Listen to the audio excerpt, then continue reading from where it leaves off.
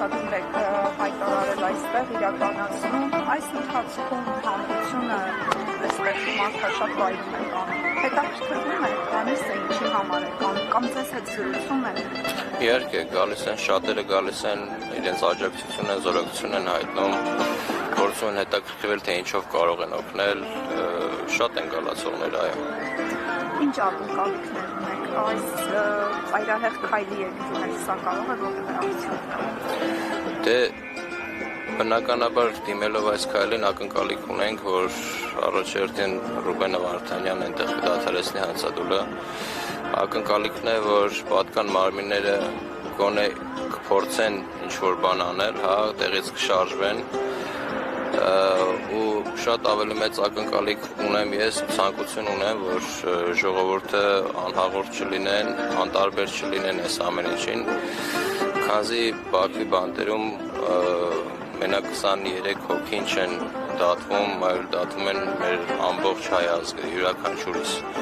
ու լինել անտարբեր այս հարցի շուրջ ուղղակիորեն անկարելի է։ Այսօր իրավապաշտպան Սիրանուշ Սահակյանը մեզ հետ զրույցում ասաց, որ ակնհայտ է, որ մեր պատանդների նկատմամբ կիրառել է խոշտանգումներ,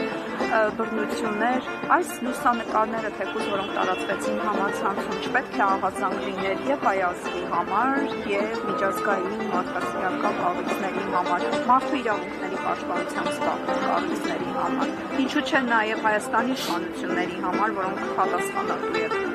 Այո, դուք ճիշտ եք, տեսնում եք լուսանկարները, ասել, որ Բաքվի բանտում գերիներ ունենք, արդեն մեծ ամեն ինչ գրեթե ասված է, դուք պատկերացնում եք ընդեղ ինչ պայմաններ կան, այո, պատկան մարմինները պետք է զբաղվեն, մարդու իրավունքների պաշտպանը պետք է զբաղվի, սակայն տեսնում ենք, որ չեն անում այն ինչը, որ ինչի համար իրենք, որ այդ պաշտոններում զբաղված են, նստած են, էլի կոչ եմ անում, էլի խնդրում եմ, էլի պահանջում եմ այդ մարդկանցից, որ իրենք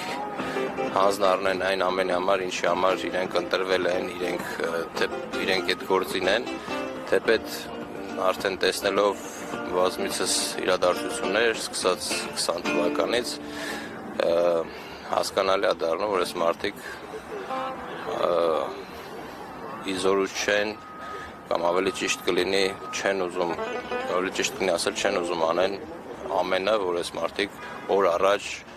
ազատվեն այդ վիճակից, գերությունից, պատանդի վիճակից եւ վերադառնան հայրենիք։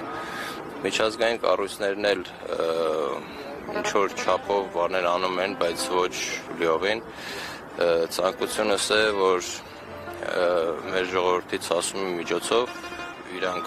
արթնանան, իրանք էլ սկսեն գործանել, իրանք էլ անեն այն, ինչը որ անհրաժեշտ է։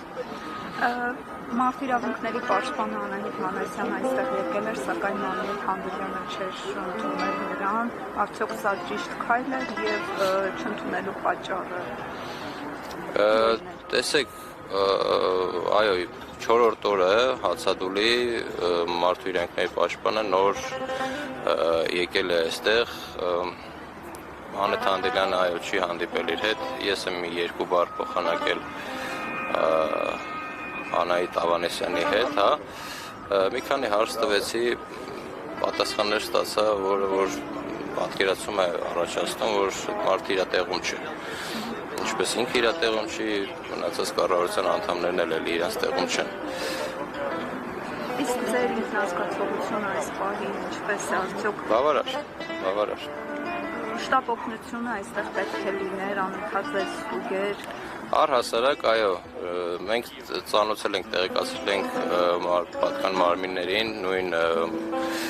առողջապահության նախարարությանը, բայց ինչպես տեսնում եք, շտապ օգնության մեքենա չկա, որը որ պետք է միշտ 24 ժամ այստեղ լինի,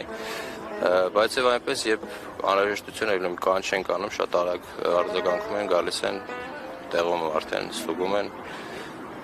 Իսկ այս ընթացքում իշխանության որևէ ներկայացուցիչ օրինակ այցելել է ձեզ հորդորել, որ դադարեցնեք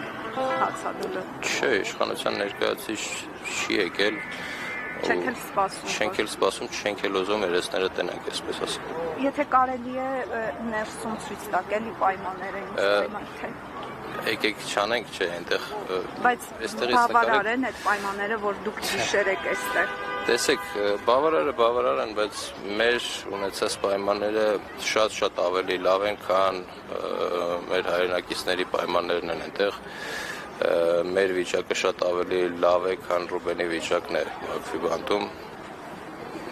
Պայմանների համեմատության մասին նույնիսկ ավելորդ է երևի թե խոսել, թե ինչ պայմաններում են նրանք այնտեղ գտնվում։ Մանեթ Հանդիվյանը կազմվելուց հետո կմիանաց ես, թե դեռ տեղեկություններ չունեք։ Տեղեկություններ չունեմ, բայց իմանալով ճանաչելով Մանեին, փորձի ամեն ինչ անել, որ միանա։ Շնորհակալ եմ։ Շնորհակալ եմ։